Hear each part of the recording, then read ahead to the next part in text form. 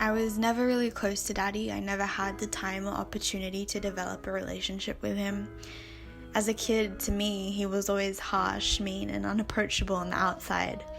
And there were multiple language barriers between us.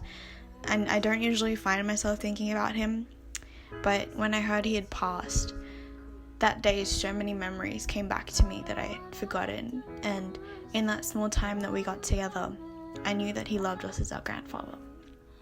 Like, that was the first time we went back to Philippines in a very long time, and I remember it was late that day when we got back and the adults were drinking, but Daddy knew I was tired and he took me to my mum's old room and laid beside me, scratching my back until I could fall asleep. But I didn't fall asleep.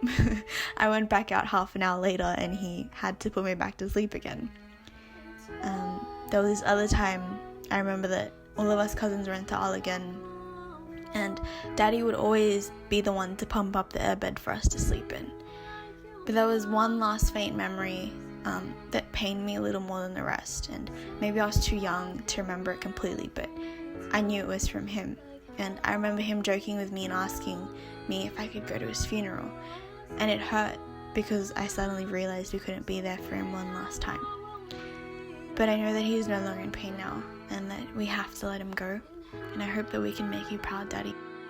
I remember when I was in the 4th grade, Lola Daddy came over to America for a little bit, with Lola Mommy for about a month. And for part of that month, I was still in school. And every day when Hope and I would come home from school, he would immediately switch the channel to something that wasn't super age appropriate, something that was a little bit too young for a 4th grader.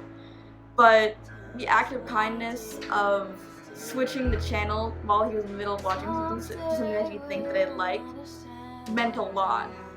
I didn't think about it when I was 10, but now that I'm older, I think about it a lot more. I wish that we could have been there in Philippines to say goodbye to you. One memory that I have of him is back in Singapore when he used to take care of me and my brothers. My favorite memory will probably have to be back in Singapore in primary school. Just going out, have a stroll with him. This is back when I was very young, so.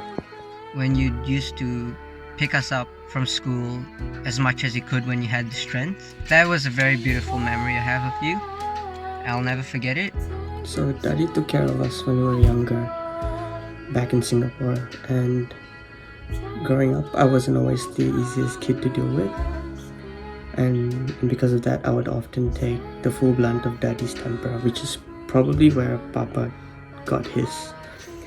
So one of the most memorable moments I'll have with Daddy is when we would always fight over what to watch in the TV, because whenever his news was on, my favorite show would be on.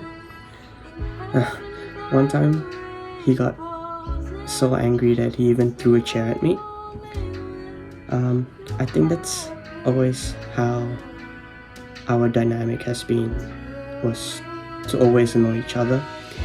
Back in Bukawi, whenever I would shower next to the crib, he would always be there to annoy me, and I'll always annoy him back by rocking his chair whenever he's there. I mean, although he was fierce in his own small ways, he would always make me feel loved, and for that I'll forever be thankful. While it's always sad to say goodbye to a loved one, it's important to celebrate the life Lolo has lived and the legacy he has left behind. One of the most admirable things about Lolo was his determination to connect with others. English was not his first language, and Tagalog isn't ours, but he'd find little ways to communicate with us that he cared. Sometimes with broken English, but most of the time with small actions and prayers. In his passing, he leaves behind 5 children, who continue to pass on Lolo's warmth and subtle kindness, and continue to bring pride in the De Jesus name. Let's continue this legacy and his memory through the kindness we show others. I'll be reading this message on behalf of Kuya Jello.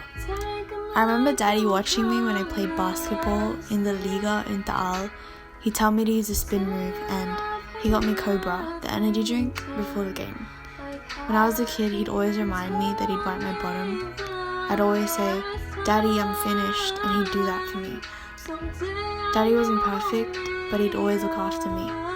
Maraming salamat po, Daddy. Thank you, Lolo. Goodbye, Daddy. They may be gone, but they're definitely not forgotten. I will miss you, Daddy, and I'm sorry that we can't be there to give you a proper goodbye. And I will forever look forward to the day we see them. I wish you found your peace in heaven, and God has given you all the blessings that you have deserved. Rest in peace, and please guide us through our lives, even though you're in our hearts physically with us. So, rest in peace. You'll be in our hearts forever. I hope that we can make you proud, Daddy. I hope that you're watching over us now. May the little daddy's soul rest in peace. Amazing grace, how sweet the sound that saved a wretch like me. I was lost, but now I'm found. Was blind, but now I see. 'Twas grace that taught my heart to fear, and grace my fears relieved. How precious did that grace appear the hour I first believed. Through many dangers, toils, and snares, I have already come. 'Tis grace that brought me safe thus far, and grace will lead me home. The Lord has promised good to me. His word my hope secures.